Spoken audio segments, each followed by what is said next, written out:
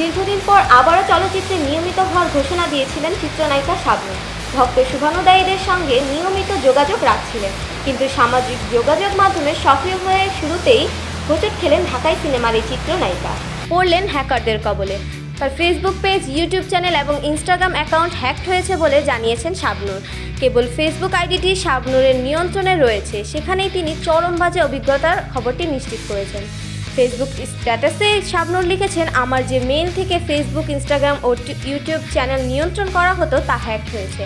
আপাতত ফেসবুক ও ইনস্টাগ্রামে ঢুকতে পারলেও ইউটিউব চ্যানেলটিতে একদমই পারছি না। আমি জানি না তারা ফেসবুক ও ইনস্টাগ্রামটি দখল করে নিয়েছে কিনা। তাই আজকের পর থেকে ঘোষণা না দেওয়া পর্যন্ত আমার পেজ, প্রোফাইল ও ইউটিউব চ্যানেলের কোনো পোস্ট দেখে বিভ্রান্ত না হওয়ার অনুরোধ করা হলো। ছেলেকে নিয়ে অস্ট্রেলিয়ায় বসবাস করছেন শাবনূর। কিছুদিন আগে ফেসবুক পেজে লাইভে আসেন নায়িকা। সেখানে জানান, ভালো গল্প ও আয়োজনের সিনেমার প্রস্তাব পেলে আবারও কাজে করবেন তিনি। এর আগে স্বামীর সঙ্গে ছাড়াছাড়ির কথা নিশ্চিত করেন শাবনূর। জানান পারিবারিক জীবনের কলহের কথা।